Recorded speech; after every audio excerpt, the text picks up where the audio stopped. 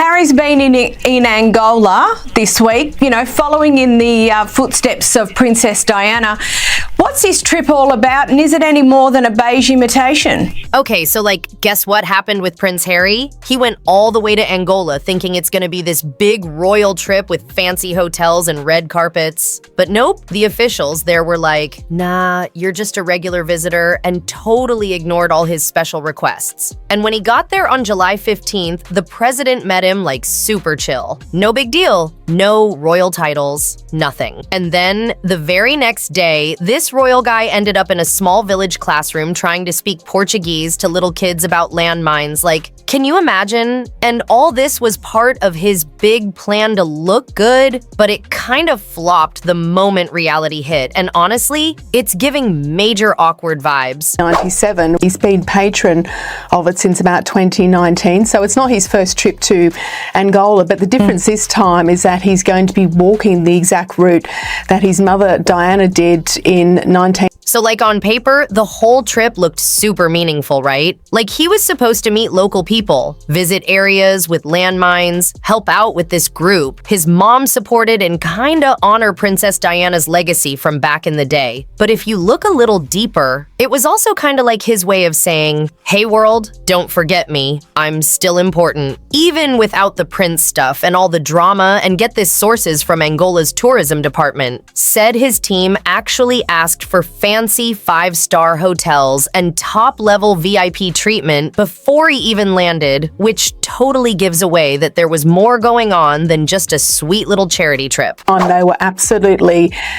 a blockbuster sort of revelation, the fact that she was in such a dangerous area, and it was so profound and brave of Diana to do this, and of course it led to an international ban on landmines. So the fact that he's doing the same walk is very nostalgic, and look, it is a bit of a carbon copy of what his mother did. But okay, so Harry's team asked for a super fancy suite, private meals, VIP security, and a special car. But Angolan officials politely said nope and gave him regular stay like anyone else. And they said it's just their policy, not personal, which surprised people who thought he still gets royal level perks. Once the king's passed, I think that'd be even more difficult for there to be that reconciliation. I agree. I mean, it's a conversation he has to drive, he has to extend that olive branch, and he has to make peace with his father, because as you say, once... So basically, Harry wasn't there in any official role, no government job, no big title, nothing. He was just visiting as a regular guest with a charity group, and that meant he'd be treated like anyone else doing charity work in Angola. Not badly, just normally. So no fancy security, no special treatment, no 5-star suite, just the usual simple setup they give to people helping out on the ground. Cutting him any slack in that department as well. He's learned to operate within the royal framework without his younger brother for all sorts of reasons, and that's a very sad situation for the brothers, but Harry really has to patch things up with his father, as you say. Ever since he quit being a senior royal, Harry's been kinda stuck between being famous and being just a normal guy. And people keep arguing about who should pay for his security, his travel, and where he stays.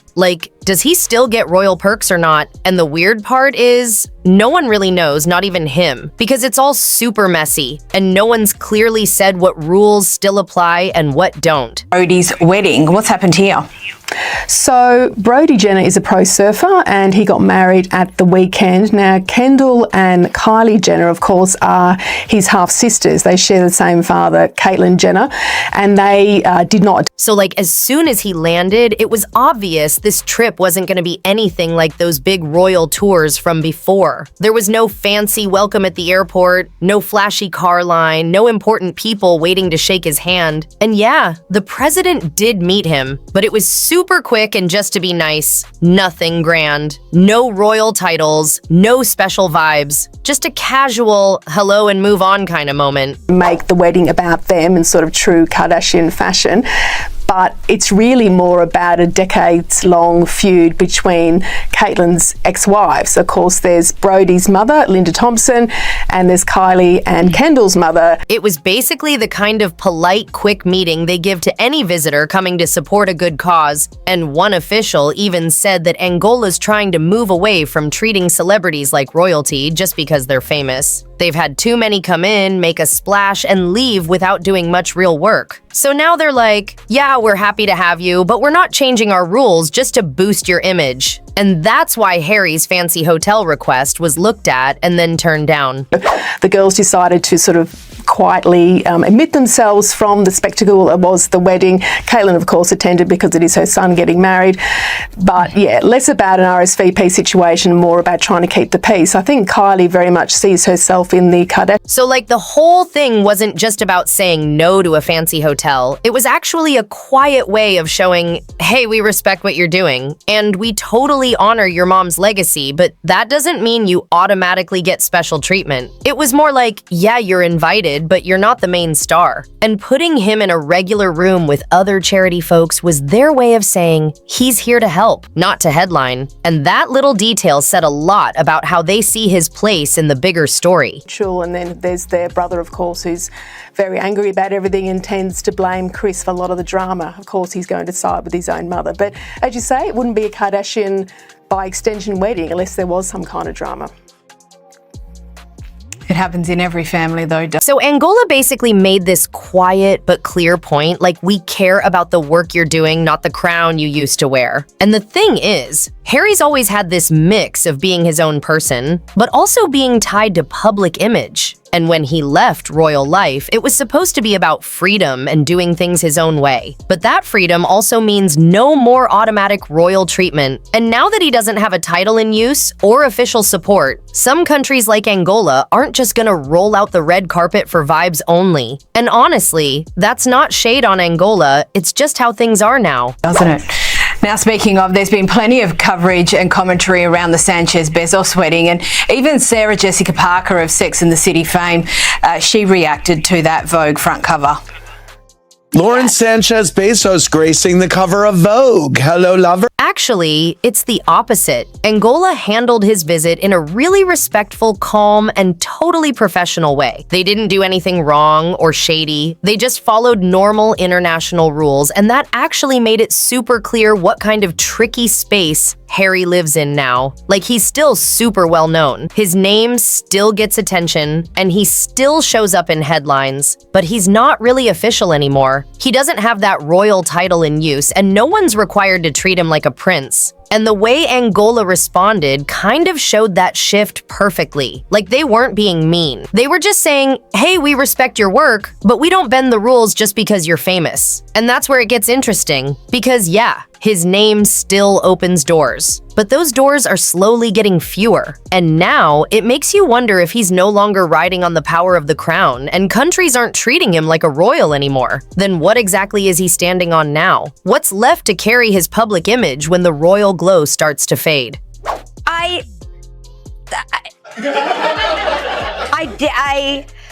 mean, why shouldn't she? I was right. enough. Why Okay, shouldn't there you she go. as well have All the right. opportunity? She held it in well, didn't she? So after the fancy hotel plan got turned down, Harry's team had to totally switch things up last minute. They had to figure out their own private security on the fly, and even the transport routes had to change because they didn't get that high-level clearance they were expecting. And people who know how these things usually go said, it all felt kind of awkward, not just because of the planning mess, but because it was a big reality check. Like, Harry isn't operating as a royal anymore. He's more like a public figure who still has some leftover influence, but not everyone's willing to play along with that. And the contrast hit even harder when you think about how his mom, Princess Diana, came to Angola back in 1997 and literally walked through an active minefield with no big crew, no media circus, just real action and real purpose. Well, and look, she's not going, no matter her thoughts on the wedding and the cover of Vogue, she's not going to take on the wife of one of the richest men in the world, is she, and sort of be rude to her, which was good to see that she was being quite diplomatic. And of course, SJP herself knows the value of a Vogue cover. It's not just... So Diana didn't just show up to get attention. She came to push real political change, like her visit actually helped move the landmine ban forward. And that's a big deal. It wasn't about her, it was about the cause. And now, fast forward to Harry, who was in this small village classroom saying lines in Portuguese to teach kids about landmines. Stuff like, stop, go back, tell your elders, and yeah, It was a kind moment, but honestly, it felt kind of staged. Like he'd practiced the lines just for that. And the thing is, the local teachers had already been doing this work way before Harry ever showed up. They were sitting in the back watching, and one of them even told a local Angolan outlet what they really thought but didn't want their name out there. Vogue and writes for Vogue and has her doomed first wedding with Mr. Big in the Vogue issue as well, with Candice Bergen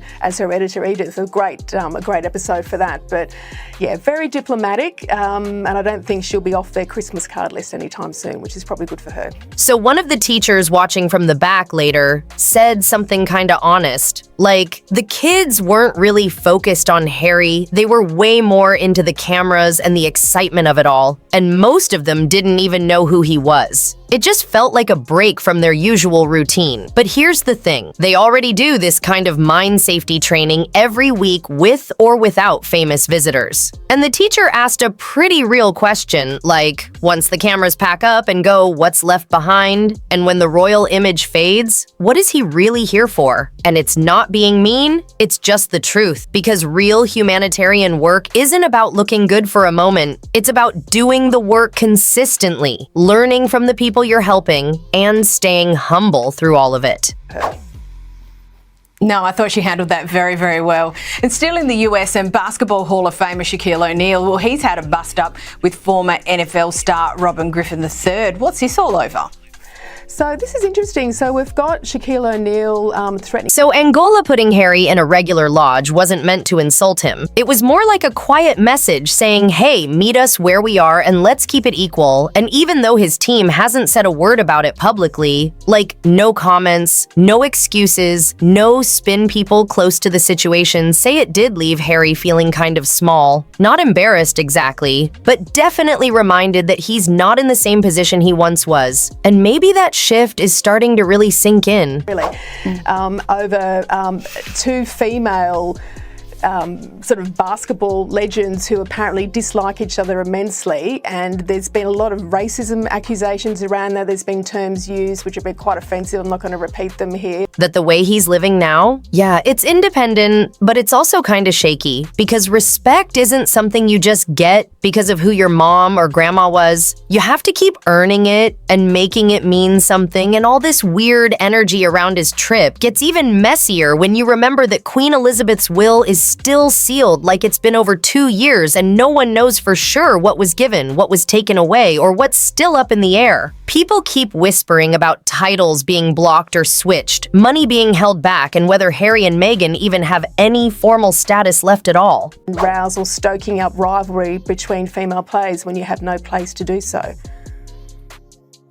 And funny, when you've had all that media training compared to the last story we've just talked about, these guys are not green, and it's amazing the scuffle that they found themselves in.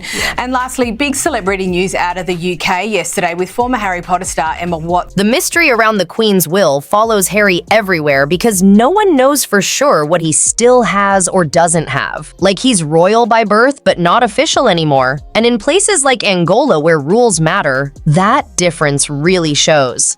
Because it doesn't actually mean they're operating from a factual basis. It's more about their interpretation of the facts. So it's a bit of a mess. It's got beyond a bit of a social media spat between these two and protecting the two female stars. He's living in a world now where nothing is guaranteed. Not the 5-star rooms, not the big ceremonies, not even the recognition people use to automatically give him just because of his last name. Like, instead of royal fanfare, he gets a handshake instead of special treatment. He gets a reminder that what really counts is what you actually do and not where you come from. And if Harry truly wants to build a name for himself as someone who matters in the humanitarian world, then trips like this can't just be about keeping his mother's legacy alive. They have to show that he's creating his own path with real effort, real relationships, and real humility. And the powerful thing is, Angola actually gave him that moment, a quiet, honest, respectful chance to step into their space without expecting the whole world to revolve around him. No red carpets, no fake smiles, just a simple invitation to be part of something bigger to contribute to, observe, to learn, and to honor the work already happening there. And now it really comes down to this. Will he look at that experience and let it change him? Will he use it to reflect on who he is now? Or will he hold it up like a shield to keep the old royal image alive without really growing from it? So if you're into the real stories behind the royal drama and want to know what's really going on behind the smiles and photo ops, then don't forget to follow, like, and stick around because you know, Taylor tells all, and we don't hold back.